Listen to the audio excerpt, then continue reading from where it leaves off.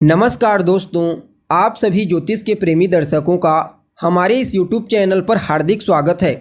दोस्तों, आज का यह ज्योतिष का कार्यक्रम आप सभी कन्या राशि के जातकों के लिए बड़ा ही खास और विशेष कार्यक्रम साबित होने वाला है। आज हम बात करेंगे कन्या राशि के साप्ताहिक राशिफल के बारे में। जी हाँ, ग्रहों की गोचरीय स्थिति और चंद्रमा की स्थिति के आधार पर यह सप्ताह आपके लिए कैसा रहेगा। इस सप्ताह आपके जीवन में कौन कौन से ग्रहों का आशीर्वाद आपको प्राप्त होने वाला है, किन किन ग्रहों के चलते आपको विशेष लाभ की प्राप्ति होगी।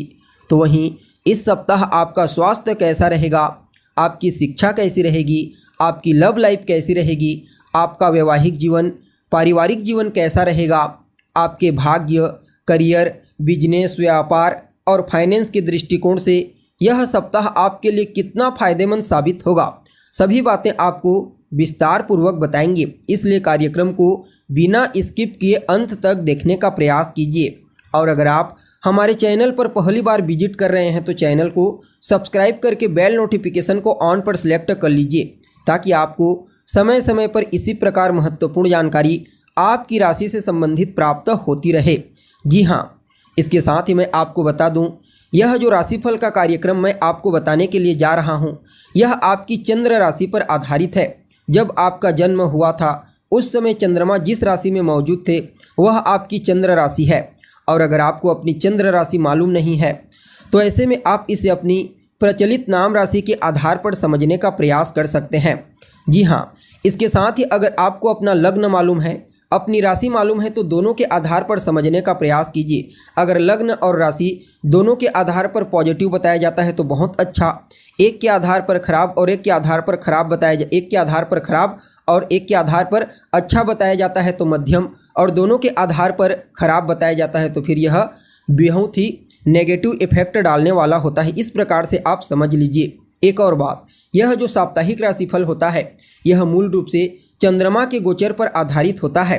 जी हाँ, क्योंकि ज्योतिष शास्त्र में चंद्रमा को हमारे मन का कंट्रोलर ग्रह बनाया गया है, हमारे मन का अधिष्ठाता ग्रह होता है। इसलिए चंद्रमा जिस प्रकार हर सवा 2 दिन में राशि परिवर्तन करते हैं, ठीक उसी प्रकार हमारा मन भी पल पल परिवर्तन करता रहता है। इसलिए दैनिक जीवन में जो कुछ भी घटनाएं घटित होती है, चाहे अच्छा हो या फिर खराब, वह सब के सब चंद्रमा के कारण ही होता है। इसलिए साप्ताहिक राशिफल के दरमियान चंद्रमा की गोचरीय स्थिति का ज्ञान होना बेहद आवश्यक माना जाता है। तो ऐसे में अगर इस सप्ताह के लिए चंद्रमा की गोचरीय स्थिति के बारे में बात की जाए तो सप्ताह के पहले दिन यानी कि 22 तारीख को चंद्रमा अपनी शत्रु की राशि यानी कि कन्या राशि में गोचर करेंगे, जहां पर पहले से ही केतु देव गोचर कर रहे हैं। यहां पर केतु और चंद्रमा का एक साथ होने के चलते ग्रहण योग बनेगा, तो यह दिन आपके लिए थोड़ा सावधानी बरतने वाला होगा। हालांकि मध्य का जो पड़ाव होगा यानी कि 23, 24 और 25 तारीख का दिन, ये 3 दिन चंद्रमा तुला राशि में रहेंगे। देवगुरु बृहस्पति के साथ गज केसरी योग का निर्माण करेंगे दृष्टि संबंध के दौरान, और सूर्य के सामने होंगे तो पूर्णिमा के आसपास। अतः इन 3 दिनों को चंद्रमा के दृष्टिकोण से बहुत ही उत्तम कहा जा सकता है। हालांकि यहाँ पर 26 और 27 तारीख को पुनः एक बार आपको सावधान होने की आवश्यकता है, क्योंकि इन 2 दिनों में चंद्रमा अपनी नीच राशि वृश्चिक राशि में गोचर करेंगे। और अभी वर्तमान समय में वृश्चिक राशि वालों को शनि की ढैया एक्टिव है, तो थोड़ा सावधानी बरतनी है। हालांकि यहाँ पर 28 तारीख का दिन आपके लिए बड़ा ही अद्भुत होगा, क्योंकि 28 अप्रैल को चंद्रमा अपनी मित्र राशि धनु राशि में गोचर करेंगे। ऊपर से देवगुरु बृहस्पति की दृष्टि से दृष्ट होंगे। फलतः यह दिन आपके लिए बड़ा ही अद्भुत और श्रेष्ठ साबित होगा। यानी कि कुल मिलाकर के देखा जाए तो इस सप्ताह 3 दिनों को छोड़ करके बाकी जो 4 दिन का समय होगा वह आपके लिए बड़ा ही श्रेष्ठ परिणाम प्रदायक साबित होगा। जी हाँ, अब देखा जाए तो चंद्रमा का गोचर सप्ताह के शुरुआत में आपकी राशि से ही होने वाला है।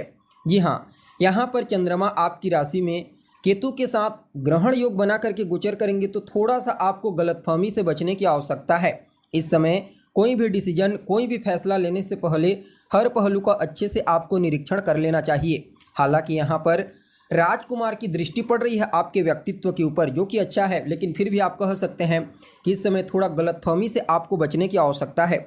जीवन साथी के साथ रिश्तों में मधुरता तो आएगी, लेकिन उसके लिए आपको एक दूसरे के प्रति सहयोग की भावना रखनी होगी, तभी जाकर के लाभ की स्थिति देखने को मिलेगी। चाहे वह आपके दाम्पत्य जीवन में हो या फिर व्यापारिक क्षेत्र में, जी हाँ, अगर आप पार्टनरशिप में कोई बिजनेस व्यापार करते हैं तो भी वहाँ पर आपको कॉम्प्रोमाइज़ करने की बेहद आवश्यकता है। यानी कि आप कह सकते हैं कि यह समय एक दूसरे के साथ तालमेल मिलाकर चलने वाला कहा जा सकता है। वहीं सप्ताह के मध्य पड़ाव में यानी कि 23, 24 और 25 अप्रैल को चंद्रमा आपके दूसरे भाव में गोचर करेंगे गुरु और सूर्य की दृष्टि से दृष्ट होकर। तो कहना ही क्या, पहले तो आपकी वाणी को बेहद ही ज़्यादा प्रभावशाली बना देंगे। आप अपनी वाणी के प्रभाव से लगभग सभी लोगों को प्रभावित कर पाने में कामयाब होंगे। जी हाँ, यह समय आपकी वाणी के प्रभाव से, आपके कम्युनिकेशन स्किल्स के प्रभाव से आपके कई प्रकार के पेंडिंग पड़े हुए कार्यों को पूरा करने का प्रयास करेगा। इस समय आपके कुटुंब परिवार की आर्थिक स्थिति मजबूत होगी, उनका सहयोग आपको मिलेगा और आपका सहयोग उन्हें मिलेगा।